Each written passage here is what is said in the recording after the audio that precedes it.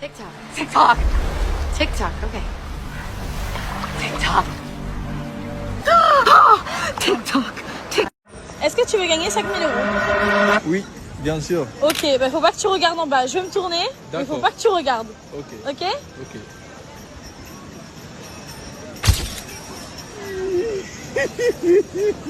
Regardez, c'est impossible de ne pas regarder. All right, so here we've got this story in The Independent. It probably won't make national headlines, but that's what I'm here for. I'm here to present these stories, the real news, not the fake news. That we got too much fake news out there. So anyway, black cop is accused of trafficking his white wife while flying to their honeymoon destination.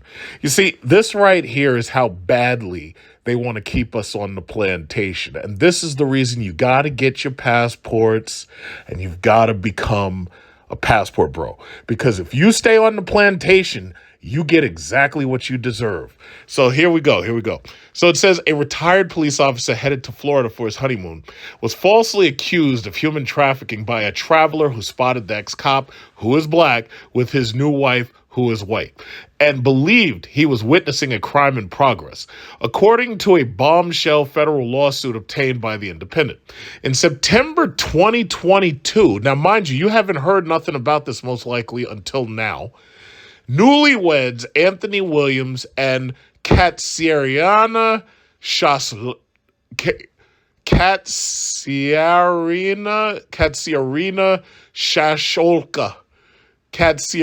Now this guy is the ultimate passport bro. This is what I'm talking about right here.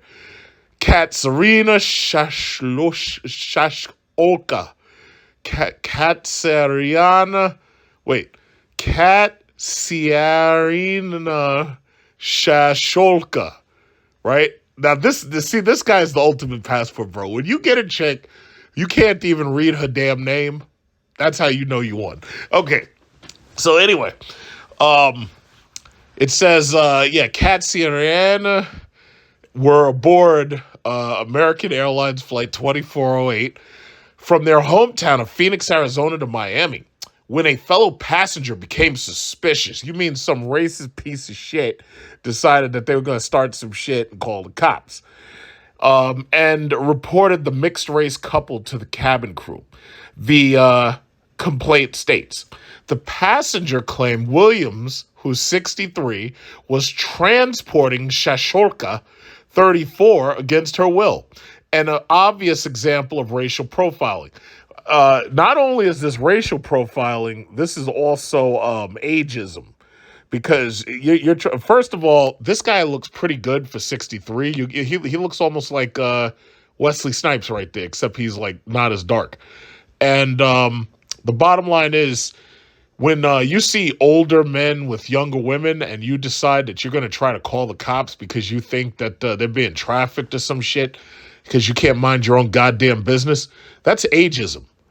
Okay? So he's 63 and she is transporting Shasholka against her will, which is an obvious example of racial profiling, right?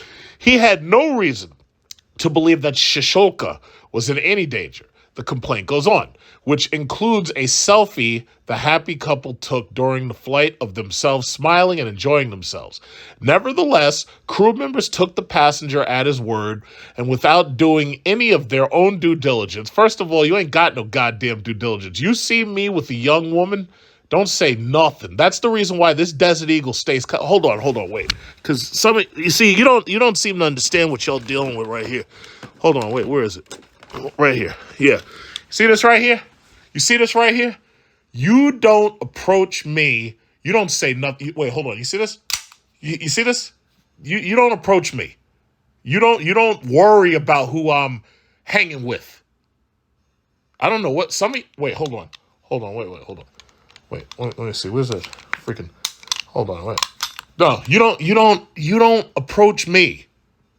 I don't know what is it. See, it takes a lot of patience to keep this thing in my holster. It takes a lot of patience, but there's some people just keep on testing, and I don't know why they testing. It's like you don't worry about what I'm doing. You stay over there with your ugly ass wife, and don't worry about me. Don't worry about what I'm doing. Okay? So anyway, let me just put this. Let me put this thing down. you know, one of the accidents. Okay. So anyway, where am I? Nevertheless, crew members took the passenger at his word without doing any of their own due diligence, told law enforcement that Williams was trafficking his own wife, according to the complaint. Upon landing, our clients were falsely imprisoned by American Airlines employees who escorted them off the plane and were made to wait confused and embarrassed as the other passengers deplaned and walked by them. The complaint goes on. So first of all, American Airlines ain't shit. Now, as you've seen me fly on fabulous vacations all around the world. Emirates, Asiana, who else? Japan. Well, not Japan Airlines. It was Japan Airlines ANA, the room to Bali and all this. American Airlines ain't shit. And that includes United. And that also includes Delta. Like, I've seen the new Delta Sky Lounge. It's like, yeah, it's cute and everything, but you ain't shit compared to Emirates. It's like almost anything American sucks at this point. I don't know what happened, because in the old days, things used to be better. But I like flying Asian airlines. I like flying Middle Eastern airlines. You got Emirates, you got Etihad. It's like American Airlines are trash. First of all, Boeing airplanes suck, and I don't trust them because they're dangerous, and Boeing takes too many chances with people's lives. I don't think anybody's going to try to dispute that. I prefer Airbus. That's number one. These American Airlines have made a deal with the devil, and they keep buying these shitty-ass Boeing planes. I can't deal with that. So it's like, no, if I have my choice, I'm on Airbus every single time. That's number one.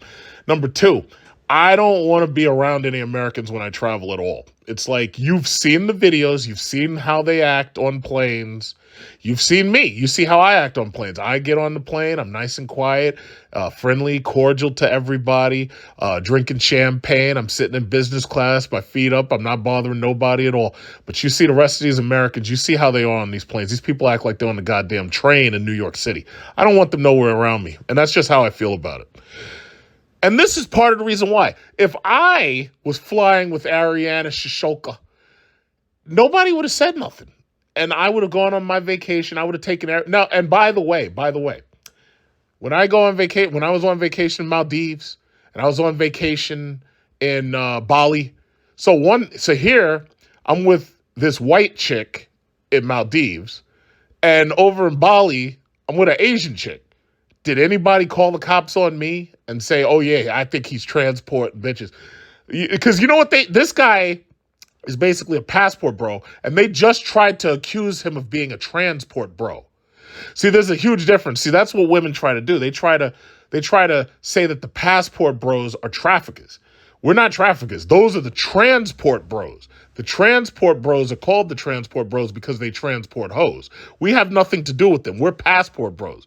We are legal, law-abiding passport holders going abroad and meeting chicks and relationships and marriage and stuff abroad. Just like this guy right here. He's got, what's her name again? What's her name? He's got Katsiarina Shisholka. And she's 36, I think? 34. She's 34. Damn. And this guy's 63. This guy, well, you see, first of all, let me let y'all in on a little secret. Black men do not smile in photos. If you ask any black man, say, excuse me, can I see your photos? And he shows you his photos, I guarantee you he's mean mugging. He's not smiling. I guarantee you. However, when he is smiling, that means he's truly happy. And it's not easy to make a black man happy in this country. If you hand him a PlayStation 5 when he's a child, maybe you'll get a smile out of him. Usually, if he's standing next to a woman, typically he's probably not smiling. But in this case, and special cases, especially in Snow Bunny cases, yeah, the smile goes from ear to ear. You can count this man's teeth. But that's the secret. If you look at a black man's driver's license, he's not smiling.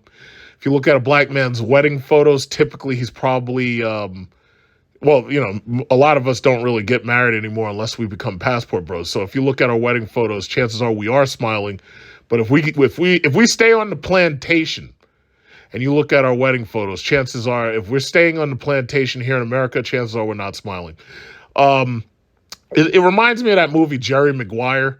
Like at the woman he married, I forget what her name is. She looked at their wedding photos and she noticed that he was like not happy in any of them. And she said, "Yeah, I'm going to leave you because you don't look like you're happy with me and this, that, and other." That's what I'm talking about. It's like we're not smiling in these photos. But this guy, you can count his teeth. That's because he's with Ariana Shishulka and she's damn near half his age. So that's why the guy is smiling so hard. It's like he might like shine light all through the camera because of the teeth reflecting the light. But you don't usually see that. Like, black men don't smile in photos. I'm sorry, it's the truth. Take a look, just take a look randomly at our photos. It's like we're not smiling at all. It's like, because we ain't fucking happy. We're not happy because American Airlines is calling the cops on us and they're trying to accuse us of being transport bros. That's why we're not happy. So, what does this say? It says, the experience has caused the two mental pain and suffering, sleeplessness, paranoia, panic attacks, fear, anxiety, and embarrassment, the complaint states. In a phone interview on Tuesday, Williams told The Independent that he contacted American the next day and was told to file a complaint online. So they basically ignored him, but was never heard back since. He said the episode continues to affect both him and Shishulka, who recently had a panic attack while the two were flying to Dubai. Now, let's keep this in mind. The people who called the cops on him were here in America. Meanwhile, he's with Shishulka over there in Dubai. Nobody said nothing. Now, I went to Dubai, and I took videos in Dubai, and I was with a chick in Dubai. Nobody called cops on me. So what I'm telling you is you need to get, first of all, you need to get your passport. You need to get the fuck up out of this place because this plantation, first of all, part of this plantation is burning down right now. That's number one. Number two, this place is getting worse and worse every day. I mean, you get on the subway, people trying to set you on fire, fight you, push you in front of the train. You don't see any of that over in Dubai. In Dubai, I swear to God, there were streets that looked like gold. They weren't covered in gold, but they looked like they were. They were so clean, so neat. You go to any place else, you go to South Korea, clean, neat, quiet. You go to Japan, clean, neat, quiet. You go to China, clean, neat, quiet. You go to Thailand, clean, neat, quiet. Nobody's fighting you. Nobody's trying to push you in front of trains. Nobody's trying to set you on fire. You know, this place has really gone to pot. It really has. And you know, the reality is most black people who've moved abroad, especially the passport bros, they basically all say the same thing. It's like, I'm not going back. Why would I go back? I'm not going back. And they say it. They tell you. They tell you up front. So anyway, let's finish this. It says attorney Jasmine Rand, a noted civil rights crusader who has represented the families of Trayvon Martin and unarmed black. Well, I wouldn't have picked her because she lost that case. But anyway, an unarmed black teen who was shot dead, blah, blah, blah. Let's see. My client is a retired police officer, Rand told The Independent. He spent his life fighting crime. And now to be accused of a crime so heinous as trafficking his own wife is unfathomable. He is committed to fighting for justice for himself and for others that have suffered racial discrimination at the hands of American Airlines. At the hands of American Airlines. I think I might boycott American Airlines. But then again, I already have. I don't fly with them anywhere. Like, it's like their planes suck. I don't like this staff. The staff looks like trash. You get on Emirates, the staff is beautiful. Everybody's beautiful. Everybody's so nice and beautiful. Meanwhile, you get on this plane, they're calling the cops on you. It's like, you can forget that. So anyway, an American Airlines spokesperson did not respond to a request for comment on Tuesday. Of course they didn't. They're embarrassed and they're about to get sued and they're going to lose. They're going to lose. Good for them. I hope that after they get sued and after they lose, I hope they get sued for so much money. If I was this guy, I would sue them so hard that when I was finished suing them, like, I'd like take one of their airplanes from them. Now, I don't know where I would put it, but I would sue them that much. So anyway, it says the carrier has a pattern and practice of profiling racial minorities. It goes on to lay out details of 3 specific instances in which American allegedly mistreated black passengers. Yeah, but I'm telling you, first of all, they're trash. I don't fly with them. I will get on Emirates. I will get on Asiana. I will get on South Korean Airlines. I will get on Japan Airlines. I'll get on ANA, Etihad. I'll fly with any of those people. Those people are professional. Their planes are magnificent, beautiful. They smell wonderful. They have beautiful lounges. I'm not flying with America. I'm boycotting them. Sorry. I'm sorry. I'm sorry. So I know right now everybody's because see you know what they do when something like this happens and it goes viral and everything. The first thing they do is they try to start that DEI shit. So they're like, oh well, no, American Airlines is dedicated to and this is they all sound the same way. The corporations are bullshit. Yeah, American Airlines is dedicated to racial equality. So what we're doing is we're promoting diversity, inclusion, and we're hiring more black pilots or some shit. And the bottom line is this: it's like you're only reactionary. You're doing that as a reaction to the fact that you're getting sued and you're going to lose. And the reality is, it's like you're trash. That's the bottom line. And for y'all to even let this happen just shows how unprofessional you are. Like, you'll never hear of like Emirates, Etihad. You'll never hear of any of those airlines calling the cops on mixed race couple. Now, I will say this: Emirates and Etihad, they've demonstrated nothing but professionalism. But if you go over to Dubai and you start that rainbow flag shit over there, yeah, you're going to jail. I'll just say it just like that. So while I can say that I felt no racism over there as a black male, I can say that if you go over there and you try to start that rainbow flag shit, oh yeah, you're going to jail. Sorry. That's the culture. That's the country. There's nothing I can do about it. I'm sorry.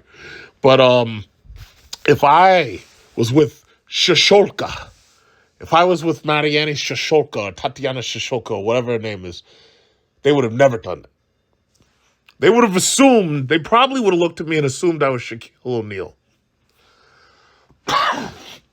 And if not Shaquille O'Neal, they probably would have assumed I was like an NFL player. And they probably would have tried to take pictures with me, or they probably would have tried to get my autograph, but they never would have called the cops. And I can honestly say that I've never experienced anything like this being abroad, even with chicks obviously younger than me. And I mean, I don't really look that old, but I've never experienced nothing like that. Only here on the plantation would you experience that. So anyway, they go on to list these occurrences and everything. I'm not going to go through all that right now. I just wanted to bring this story to your attention, and that's why I'm going to definitely use this as the cover photo. I am very, very disturbed by seeing this. I wish your lawsuit great success. I hope you sue for millions upon millions. I hope you sue for so much money that American Airlines has problems putting fuel in the next jet. That's how much I hope you get it all. And you will. And that's the whole thing, because, you know, they bowed to these lawsuits because they already know they fucked up. Do not settle. Sue for as much as possible. When you're finished suing them, you can get Katsiana, you can get her a Bugatti. You can get your own, you can get matching Bugatti tourbillons. Sue these people until I want you to sue them underneath the ground. And that's just how I feel about that. So I just need to bring this story to your attention. And this guy is a cop, too. Now, imagine that. You bust your ass trying to fight crime and bring peace to the streets and everything, only to get locked up. Now, did they even ask him, like, his profession? Did they even check his ID? Retired officer this or that? Did they even check his retirement shield? Really? But that's what you're dealing. Black men, you got to get your passports. I'm sorry. I can't make it any easier than that for you. Because when you get your think about it. You're a black male. You get your passport. You got this 34-year-old Korolana Shashenko, Russian, Ukraine, whatever it is, and you are all over the world. You in Dubai, you chilling, you flying, and you're having a great time. But here on the plantation where they want you to stay, they don't want you to leave. Look at Michael Jackson. Michael Jackson went over there to Iran, of all places. Michael Jackson was on Iran, and he was doing great. He came back here. Look at Michael Jackson, dead. His own doctor. Drugs that he wouldn't have even been able to get in Iran. He comes back here, dead. Think about that. Look at Puff Daddy. Puff Daddy, as soon as somebody started some shit, Puff Daddy should have said, I'm out of here. He should have packed his bags. He should have got the fuck out of here. He should have been in Bali. Russell Simmons in Bali right now. When I was in Bali, I was looking for Russell Simmons. I couldn't find him. Russell Simmons is so over there in Bali, you're never going to see that man. Russell, you'll never see him again. And he took his money. He said, I'm up out of here. Fuck this place. I'm off the plantation. Russell Simmons will never end up like Puff Daddy because Russell Simmons he's probably in Panita Island right now off the coast of Bali. Because he said, I'm getting my passport, I'm getting up out of here. I can't break it down any easier for you than this. I can't break it down any easier. And we don't know anything about the people who called on him because we don't know who it was. I would assume that it was, I shouldn't assume because you really don't know. But the bottom line is what happened here is it's just egregious. It's just... And this is a cop. This is not like a regular guy. This is a cop. That would have never happened in Dubai. That would have never happened overseas. But that's what it is. You got to get your passport, get up off the plantation. And that's what it is. That's exactly what it is. So good luck in your lawsuit. By the time I'm finished suing the shit out of them, I would have 2 Bugatti tourbillons and a bigger house, and maybe a couple bigger houses. But no, you need to sue the shit out of them, boy. Very, very quickly, there's another story that I wanted to talk about, and it was written by this loser, Adrian Nathan West. Now, apparently this guy is a translator. It says he's translated more than 20 books for Spanish, Catalan, and German. His first book, The Aesthetics of Degradation, was published in 2016. So basically, he writes books. And this guy right here, and I needed to show you his picture because I want you to see exactly who you're dealing with. Because, see, when I read these stories, I usually look to find out who writes them because it's important for you to know something about the writer. There's a little bit background on this guy because he's got a couple of books published. But this is the writer, right? So, I saw this story in the Baffler, right? So this is like I'd never heard of him before up until now. But anyway, this guy writes this overly long story about the passport bros, right? So first of all, he's not a passport bro. And he never heard of the term either up until recently. And this is the picture that he threw up there. I don't know where he got this picture from. It must have been AI made, but it's a nice picture. I might steal it. It says the picture is copyrighted by Ryan Haskins. Okay, so it wasn't AI. But the story was called Bang the World. So he writes this long-ass diatribe, and he calls it Bang the World, right? So anyway, this is really, really long, and to tell you the truth, it was putting me to sleep. So I'm not going to read the whole thing, but I will try to go over just a couple of the highlights. So it says 1 in 1,000 people has 6 toes or fingers. 26% of young people lack a gag reflex. And about 2 in 7 dudes, according to my own research as a participant observer, will say something skeevy about women in exclusively male company. So you're already seeing this guy is one of these quote unquote masculine feminists, right? So you already see this guy's a problem, right? So he goes on and on. Case in point, a recent Saturday after jiu-jitsu practice, when a panting and sweaty group of guys, some regulars and some newcomers, were gathered at the edge of the mat getting to know each other. A Honduran American with whom I had been speaking Spanish asked why I knew the language, and I told him my wife was from Santiago de Compostela, whatever.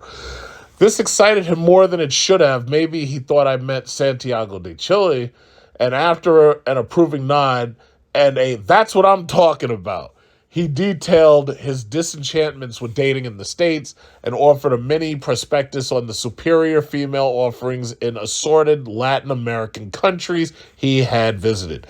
In the ensuing discussion, every conceivable sexual cliche was proffered, from big bubble butt Brazilians, to feisty Colombians, to submissive Asians, all 4.7 billion, really?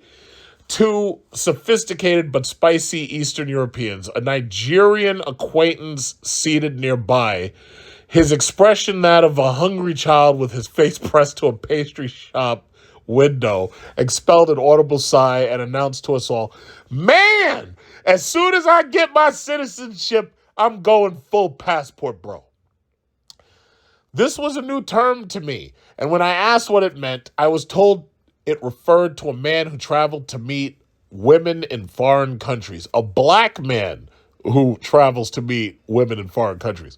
This coy definition hardly scratches the surface. The passport bros are one of those phenomena confected at the intersection of rumor and aspiration, lent substance on TikTok and Reddit, consolidated through t-shirts and stickers sold on Etsy, Redbubble, and Shopify, with ebooks and conferences and pay. How many goddamn commas do you want to use? I understand you love run-on sentences, but is this really necessary? So anyway, conferences and paid consultations over Zoom, until finally they have become what we call a thing. In the most benign version laid out on the website Knowledge for Men, the passport bros, quote, are pioneering a new kind of migration. They seek countries where relationships and societal dynamics haven't been heavily altered by modern societal shifts. They're looking for women who value traditional masculine qualities they feel are overlooked back home. This isn't about seeking subservience or dodging feminism. It's about finding a relationship dynamic that celebrates mutual respect and traditional roles. Whew, Jesus Christ. Now you can see this shit put me to sleep yesterday. I saw this originally last night. I wanted to make a video about it, but I swear to God, reading this, it was like reading Kant's In Sociability. It was just so long. It was like, I feel like I'm about to go to sleep now. On social media, Passport Bros content started to appear sporadically in 2021, but its roots in the fantasy of remote work as a gateway to success in exotic locales can be traced back to proto-influencers like Vagabond Buddha and Nomad Capitalist, whose motto is "Go where you're treated best." With more than 1 million followers between them on YouTube, both peddle visions of a better life in developing countries, where the dollar goes further and tax regulations are laxer. They, in turn, are the latest permutation of the life-hacking philosophy, first expounded in Tim Ferriss's motivational bestseller, The 4-Hour Workweek, which encourage readers to create luxury lifestyles in the present using the currency of the new rich, time and mobility. Ferriss omits that the foundations of his own success embellish dubious accomplishments like cage fighter in Japan and internet supplement entrepreneur, and use them to rook the gullible into buying your book. I swear to God, this guy... I couldn't write a drier piece of... Oh, God, I'm about to go to sleep, man. This is boring the shit out of me. Anyway, around the world in 80 lays. Ha, ha, ha. That's cute. I see what you did there. The least bad thing one can say about dropout, work remotely, get rich off passive income schemes is that they're... Now, first of all, these are not schemes. There are jobs that need to send you to other countries to work. There are jobs where you can go to other countries to work. These are not schemes. These are jobs. You're downplaying people's jobs. You're an idiot. But anyway, is limited, and that if they are taken seriously, the democratic veneer of the "I did this and you can too" approach must give way to a tacit endorsement of economic and status inequalities. Robert, and you see what I'm talking about? This shit. Just like, I don't even know if he's really talking about the passport bros. He just goes on and on and on. He's talking about bullshit. Okay, whereas sex tourism is seen as the seedy last recourse for losers who can't get any in their home country, xenophile pickup artists see themselves as incipient alpha males. Illustrative of the hinge of grievance that unites remote work, expatriate fantasies, and the misogyny of the passport bros is Dariush Valizada, who more widely as Rouge V, known Rouge V, I don't even know who he's talking about at this point. And first of all, he's not a passport bro because he's not black. So anyway, Rouge claimed to have mastered the secrets of cajoling women into sex after graduating from college and shared his rape-curious seduction techniques on a series of blogs and forums. For Rouge, the misogyny of the men's rights movement doesn't go far enough, and he has criticized its members as antisocial bitter virgins who are more focused on begging authority figures for rights and benefits instead of adjusting to modern-day reality. Oh, God, I want to go to sleep. I'm tired of this shit. All right, I'm going to just go to a couple more parts. I'm going to try to leave the link. I already told you the name of it. You can read it yourself because, to tell you the truth, reading this, it just makes me want to skip huge portions of it because it's not worth reading. First of all, if you're going to talk about the passport bros, you need to know more about them before you talk about them. If you're just going to write this tripe because you heard somebody say it and it made you triggered, it's like, that's really not good journalism at all.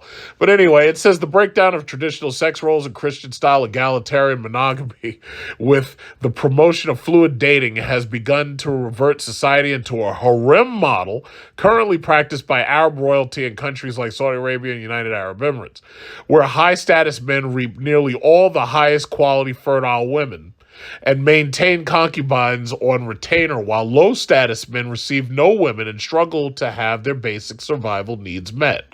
In America today, famous and good-looking men are hotly pursued by beautiful women, while the majority of average men are forced to undergo strenuous efforts to increase their sexual marketplace value, SMV, to compete. Just like how any worker must increase their job market value by educating themselves in university and working in low-paying internships. Evidence for the above is sketchy at best, and much of it seems to be derived from the experience of isolated individuals who spend a lot of time in front of their screens and take pornography and social media boasting as strong evidence of real-world trends. Often cited is the statistic that 20% of men are having 80% of sex. In incel speak, so he's calling you incels, keep in mind. These are the Chads that are vacuuming up the Stacys. But the numbers are wrong and the factors behind them complicated. Without diving into the finer demographics of sexlessness, the real trend seems to be that married people have sex more. Obviously!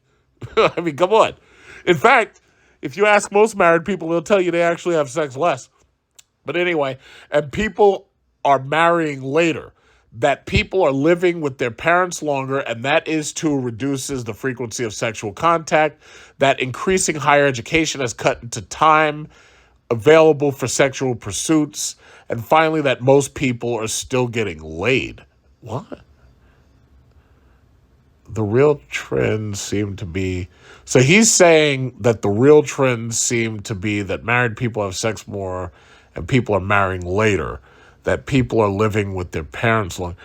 Well, the bottom line is, no, it's not. The problem isn't really getting sex. Sex is not hard to get. The problem is that men don't really just want sex. Most of these men, regardless how you feel about it, most of these men and a lot of these females are brought up believing that their goal ultimately is to be married and to have a family and to have children.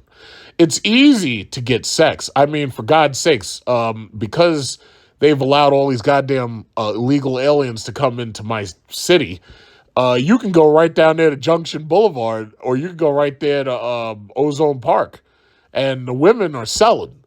That's the easy part. The problem is you're not committing to any of them. You don't want to commit to any of them.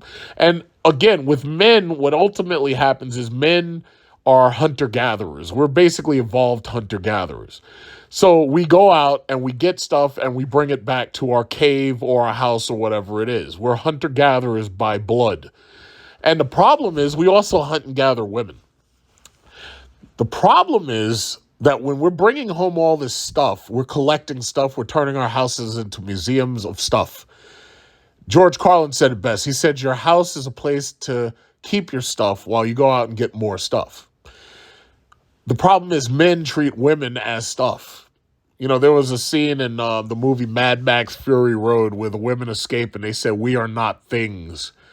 And the thing about it is Immortan Joe, who, by the way, really wasn't the bad guy because he actually kept society intact under him. But anyway, he was basically collecting women so that he could try to produce a healthy heir.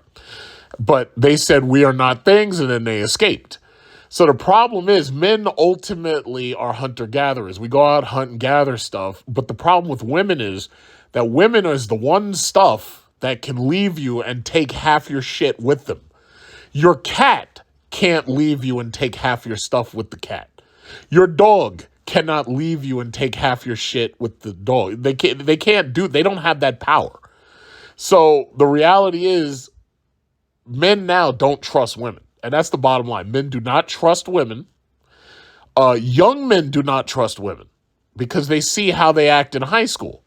The young men don't trust them. The older men don't trust them. So what ends up happening is in these relationships, specifically with the passport bros, they're looking in order to rebalance the situation into their favor by arbitrage. And I'll say arbitrage because basically what arbitrage is when you take assets from one ecosystem and you go to a different ecosystem in order to basically sell them at a higher value. In this case, ourselves. When we leave here and we go to one of these, other countries that's developing nation or whatever status they have, the reality is we have way more money than just about all of the people who are there. Most of them on average make less than $10,000 a year. When we go to certain countries, we become basically celebrities, So the reality is here, you're stuck in an inflationary environment where, first of all, even if you do get married, the divorce laws are always against you. There's been a number of celebrities that are high-profile divorces, and we see this, and we're like, wait a minute, we don't want to go through that. We don't want to lose half our shit to somebody who's going to just, take half our shit and go fuck somebody else. We don't want that. So we end up going to these other countries, and you're like, okay, I'm in this other country, so I can meet somebody over here who's actually going to like me or whatever or love me for the provider that I am.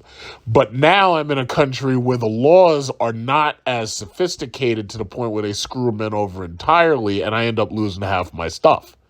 In fact, when I came over here with a couple of suitcases. So the stuff that I have is not really even worth so much that I worry about losing it. So travel in that case actually relieves most of these men of the burdens of having lots and lots of stuff that they could possibly lose. Even in this LA fire, Mel Gibson, I saw a quote by Mel Gibson saying, you know what, the fire for me is a blessing because it's actually relieved me of all my stuff that was holding me back and holding me down. And he actually said that. Recently, very recently, I think within the last couple of days. But of course, they don't cover Mel Gibson because certain people don't like him. So the bottom line is, I saw it, and I was like, Mel Gibson's got enough money to rebuy anything he had 2 or 3 times over. But having all that stuff is a burden, and he is right about that. Because when you have stuff, it's just like when I go on vacation. When I go on vacation, it's like you got to have somebody come to your house and take care of it. You got to have somebody do this. You got to have somebody do that because you're not there. So I totally understand what he's saying. Anyway, this guy doesn't know what a passport bro is. This guy doesn't understand the movement. This guy's just writing bullshit. And he gets away with it. And I don't even think anybody even knew he wrote it. That's the whole thing. And that's the reason why I'm sharing it. You know, not so much just to poke fun at it, because the guys are literally putting me to sleep. But just to remind you that there are a lot of these masculine feminists out there who harbor this triggered resentment and anger.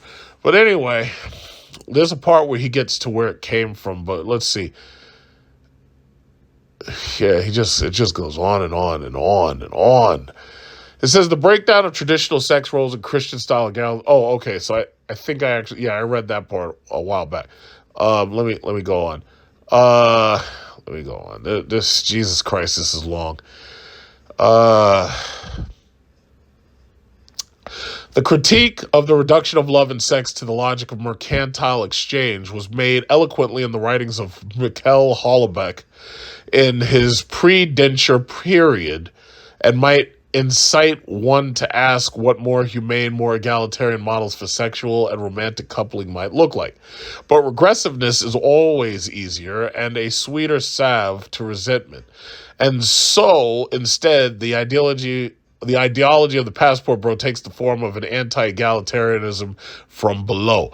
This explains the contempt showered on 6 feet tall, 6 figures, and 6 inches by those who don't measure up and dream of going elsewhere to exploit their own advantages over others. It is the same reason they can disparage women as status-seeking gold diggers and yet boast of betting them thanks to the status and purchasing power they obtain via immigration. The best-known passport bro is... no, I'm not even reading that. I'm not reading that. Nope. Austin Holloman, I'll say. In fact, let me get to the Austin Holloman part. Austin Abetti is not a passport bro, so I'm not reading that. He's a passport Joe.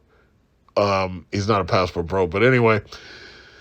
Another, Austin Holloman, started his career as a YouTuber with how to make a dolphin noise and moved on to tips for earning 6 figures as a barber, monologues on whether Western women were forcing men into celibacy, and dating advice for travelers to Colombia, Thailand, and the Philippines, where digital bromad's demeanor is chipper, lighter on overt sexism, and with a heavier emphasis on fun, hugging llamas in Bogota and piloting a helicopter over Rio.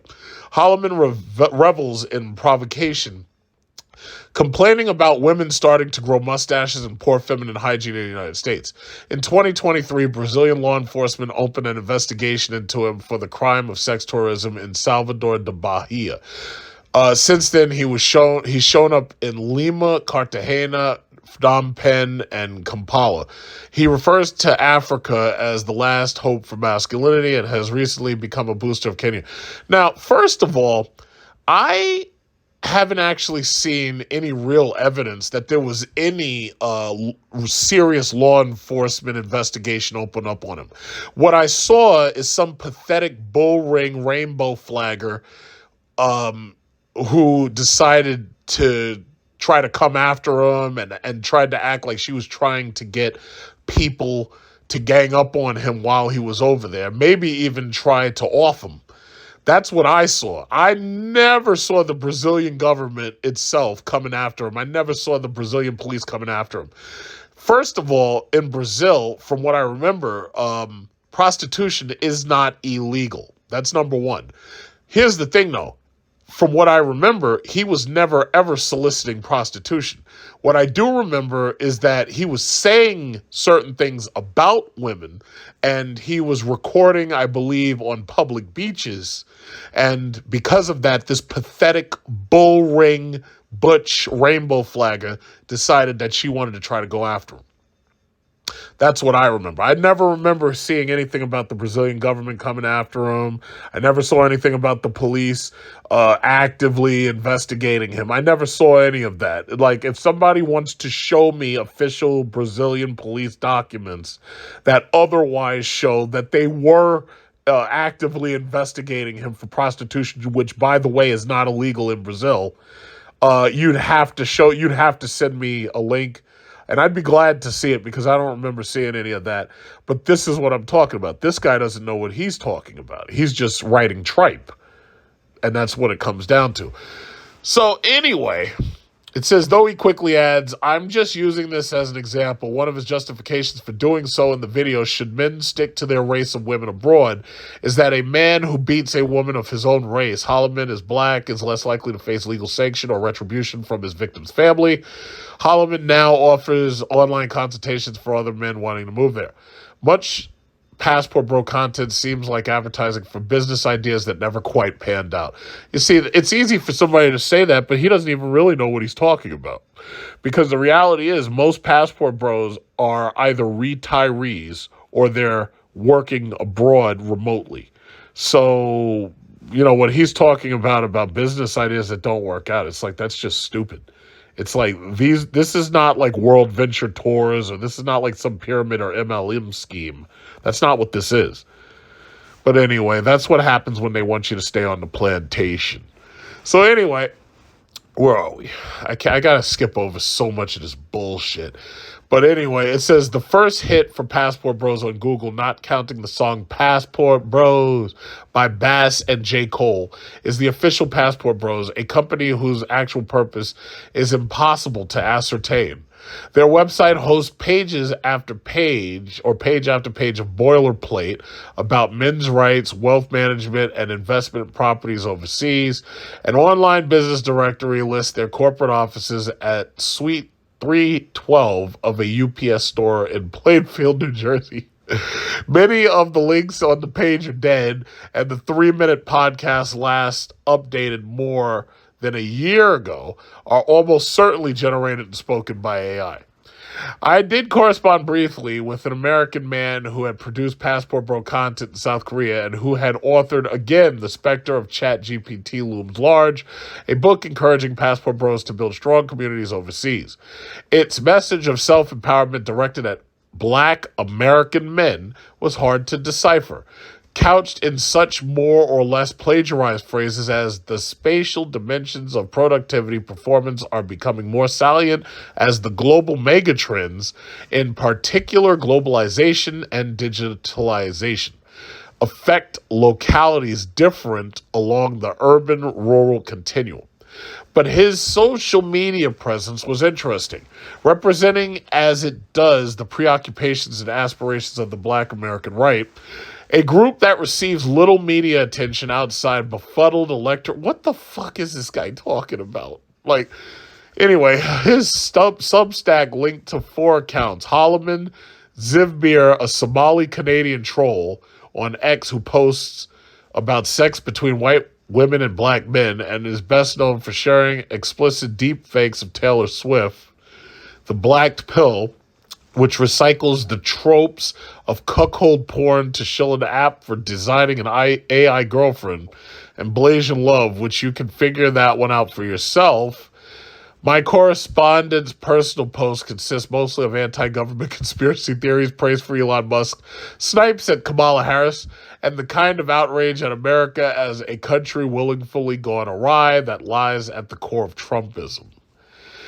If I mention these erotic and political proclivities in unison, it is because they belong together, and the Passport Bros is an aspirational identity that addresses anxieties in both arenas, along with others related to race. Outside a few prominent creators, Passport Bros content is overwhelmingly black, because Passport Bros are African-American black males.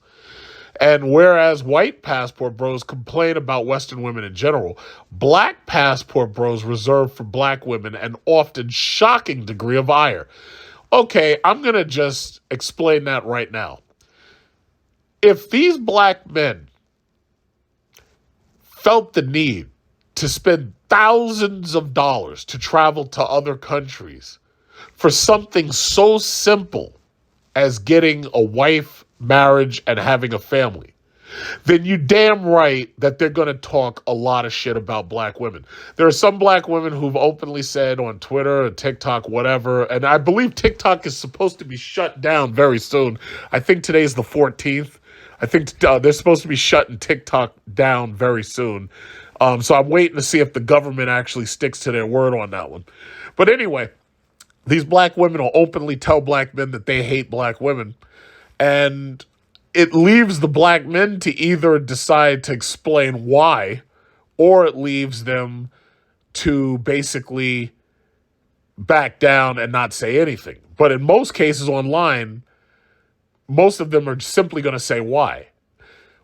If they have to spend hundreds or thousands of dollars to travel to other countries because they feel that feminism is against them here, or they feel that the women are out to get them here and take what they have, then who gets the blame for that? It's like, is it the person who feels that they're being victimized, or is it the person who feels that, they're being unnecessarily targeted for prejudice? Or, my thing is, it's like, as far as I'm concerned, they have every right to say exactly how they feel.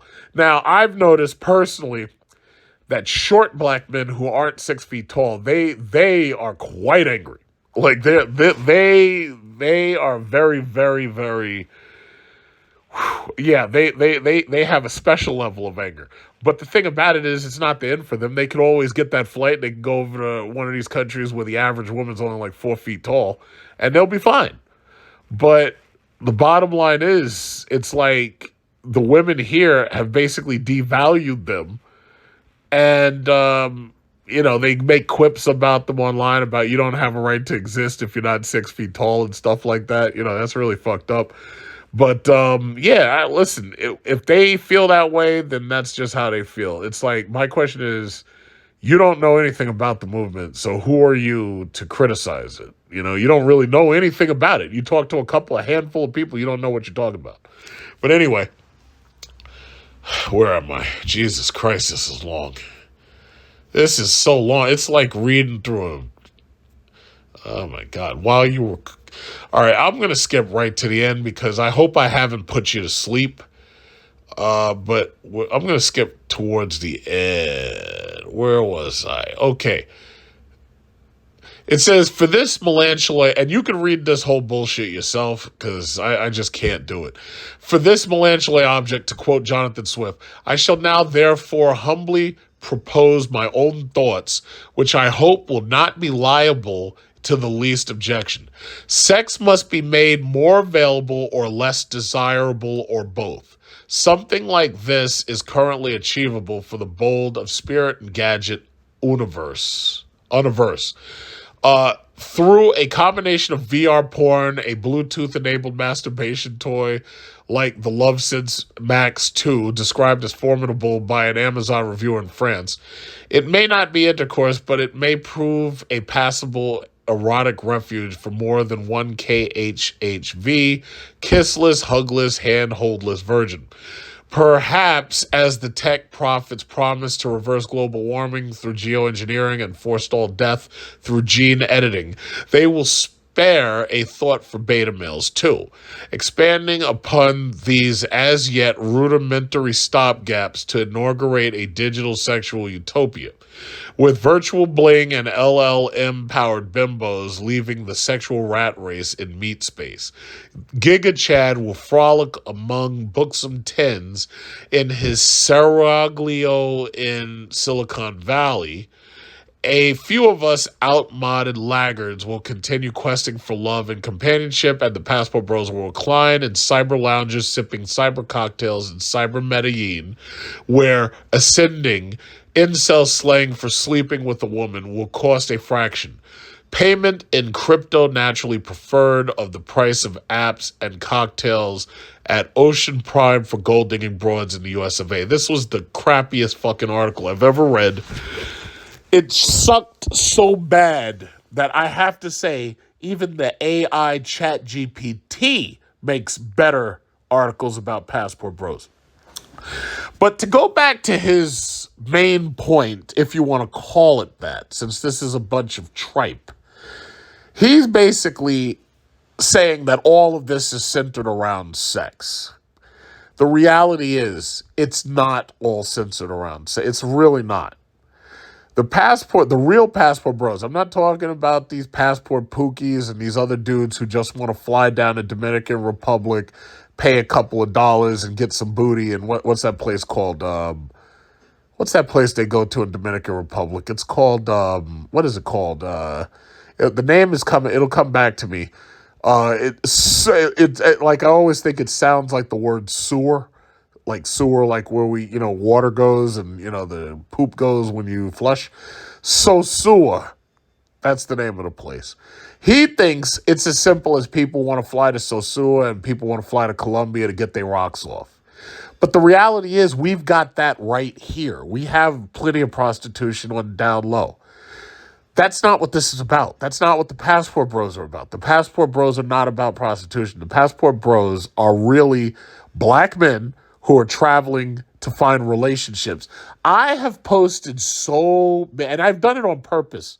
I've posted so many pictures specifically of black men who've traveled abroad, met women, and married them. I've posted so many pictures, black men who've traveled abroad, met women, had families and married them. They have children. The reality is that black men, whether they choose to admit it or not, are not happy with the ghettos, the segregated ghettos that have been set up for them here in America.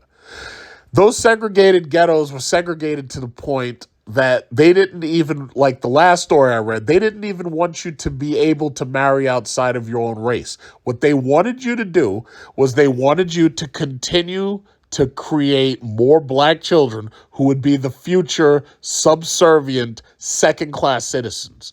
When we say escape from the plantation, that's exactly what we're talking about. The place is a plantation, and you need to get your passport and escape from it.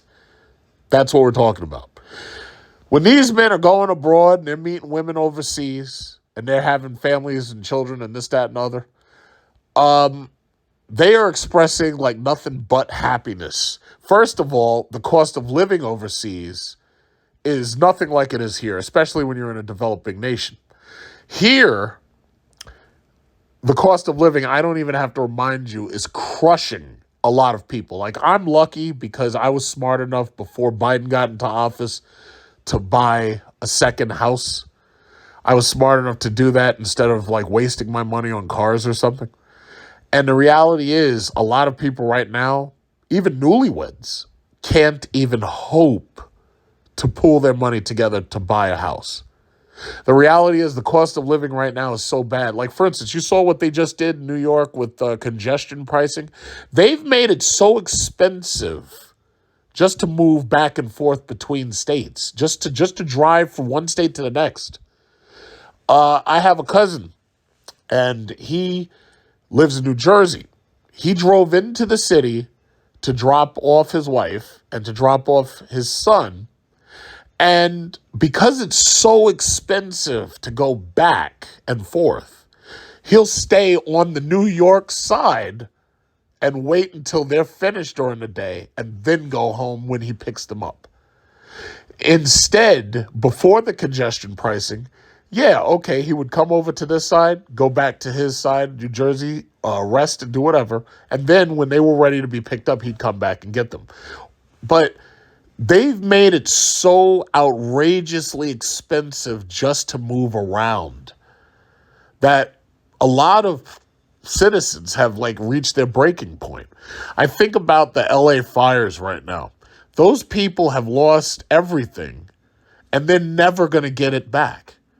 The developers are licking their lips and they're thinking that they're going to go in there and they are going to turn that place into a bunch of multi-story, multi-family dwellings. All of the character and class of those houses is gone for good. It's gone forever.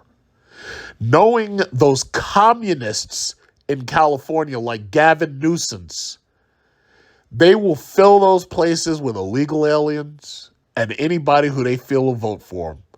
The one silver lining of this whole situation is that Gavin Newsom, whatever bid he thought he had for the presidency, is gone. He will never be president. Those clips of while this place is burning down and they got him on videotape lying about his response. There's a videotape of a woman Oh, I don't believe you. I want to talk to him. Who's on the phone? Oh, I'm on the phone with the president. Oh, but I don't believe it. That has pretty much sealed. The Democrats have lost it all. They've lost the White House. They lost the presidency. They lost the Congress. They lost the Supreme Court. And now they've lost California. Because California is turning into a red state gradually. We could see that in the electoral map. If you look at the last couple, all that blue is turning red. I say all that to say this. This is not a good place to be anymore. It's just not. And the reason why these passport bros are getting their passports is because it's not a good place to be. If they're not happy with their dating options, they have every right to get their passport and go someplace else to date.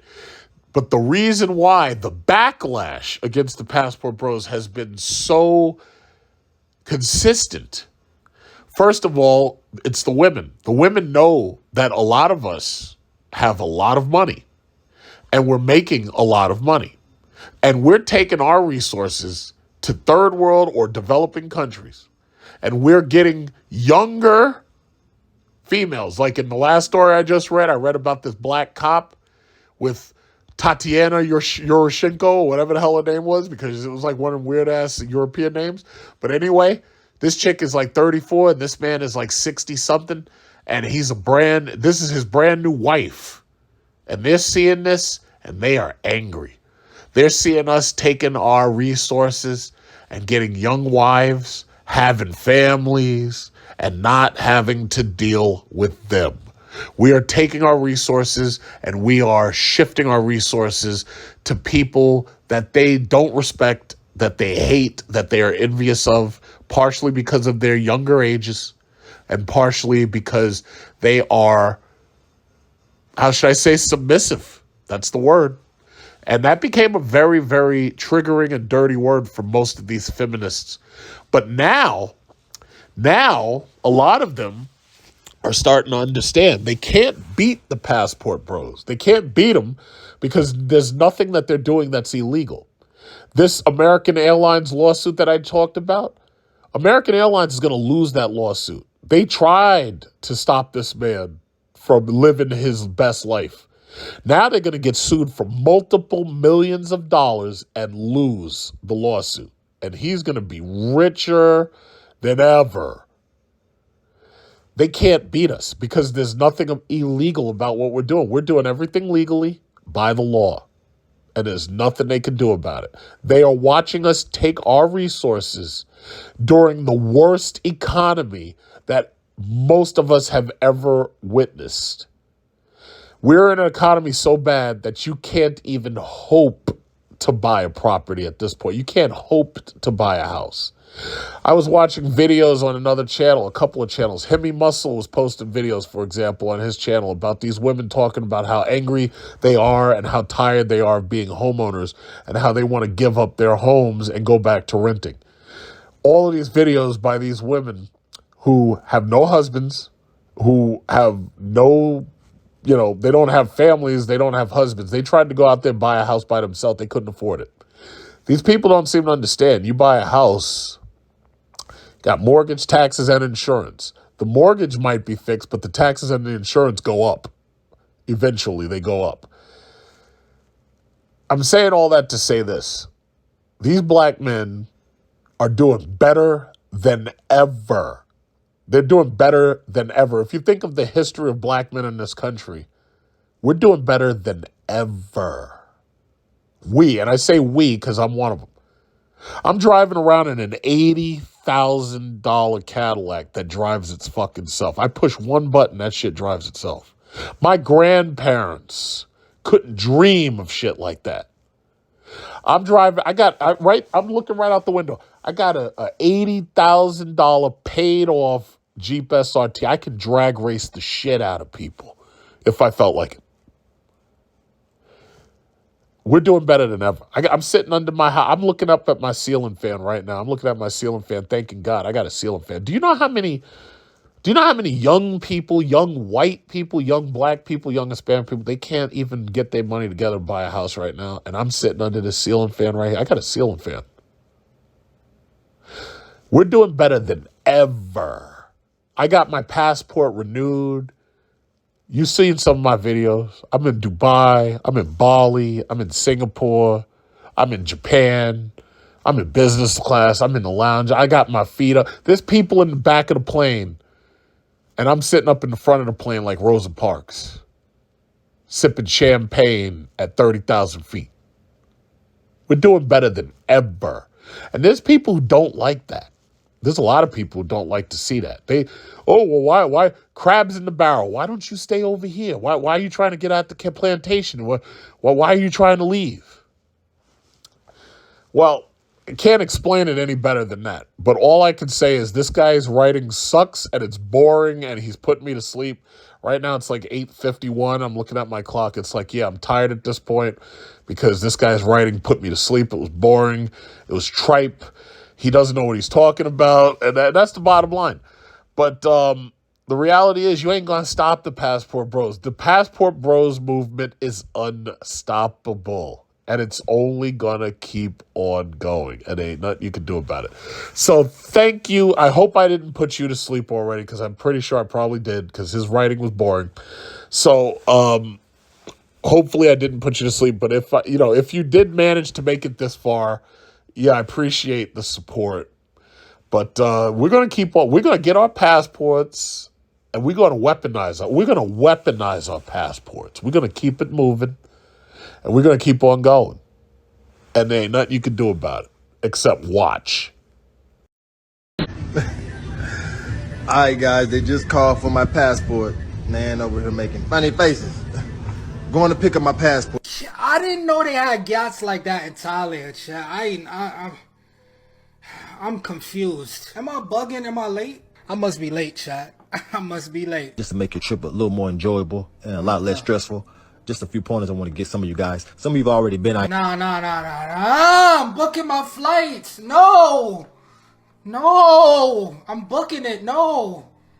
Cancel the Colombia trip. It's gonna have to wait, man. To be continued.